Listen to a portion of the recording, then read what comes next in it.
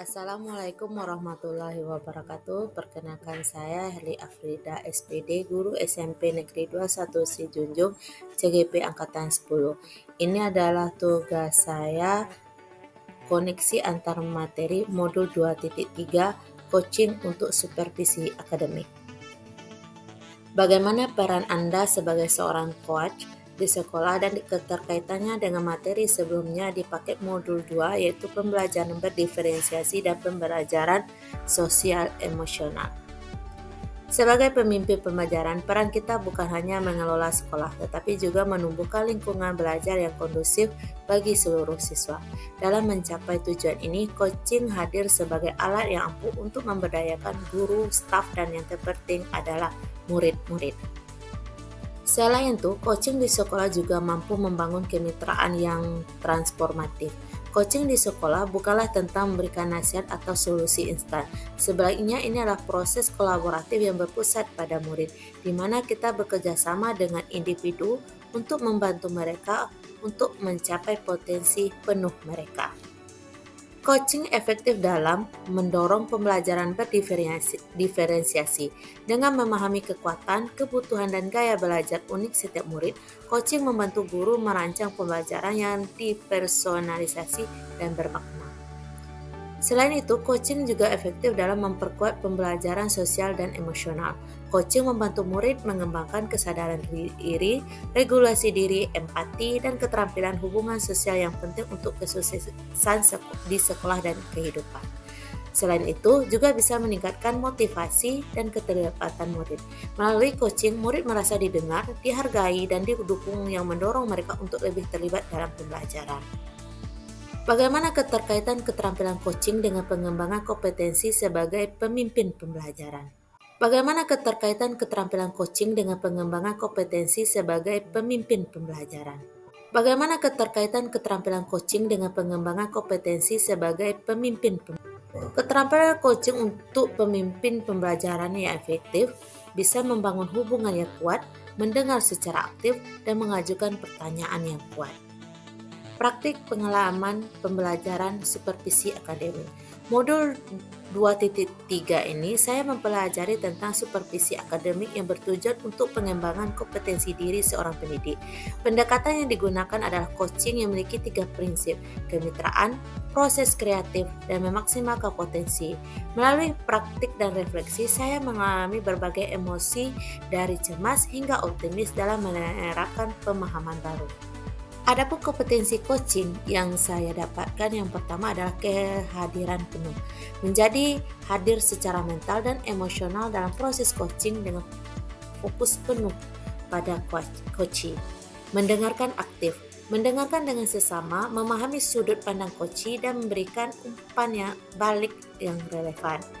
Mengajukan pertanyaan berbobot, mengajukan pertanyaan yang mendorong coaching untuk merefleksi dan menemukan solusi sendiri. Adapun tahapan supervisi akademik yaitu pra-observasi, tahapan perencanaan di mana supervisor dan guru berdiskusi untuk tujuan rencana pembelajaran dan hal-hal yang perlu diobservasi. Observasi tahap pelaksanaan di mana supervisor mengamati proses pembelajaran di kelas dan mencatat temuan-temuan penting. Pasca observasi, tahap tindak lanjut di mana supervisor dan guru berdiskusi tentang hasil observasi dan menyusun rencana perbaikan. Emosi saya saat mempelajari modul 2.3 yaitu pertama, rasa cemas. Sebelum mempelajari materi, saya merasa cemas karena khawatir tidak mampu memahami dan mengaplikasikannya. Kedua, tertarik. Setelah mempelajari materi, saya mulai tertarik untuk mendalami isi modul ini.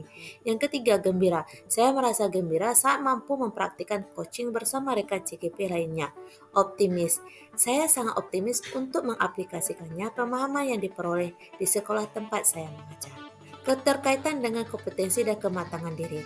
Kompetensi yang berkembang, saya mampu memperhatikan proses coaching menggunakan alur tirta, baik sebagai coach, coaching maupun supervisor. Saya juga mempraktikkan proses coaching dengan kesadaran diri agar dapat mengendalikan diri dan asumsi pribadi justifikasi, dan rasa emosi. Kematangan berpikir dan bertindak. Saya berusaha agar berpikir dan bertindak sesuai dengan prinsip coaching, kemitraan, proses kreatif, dan memaksimalkan potensi.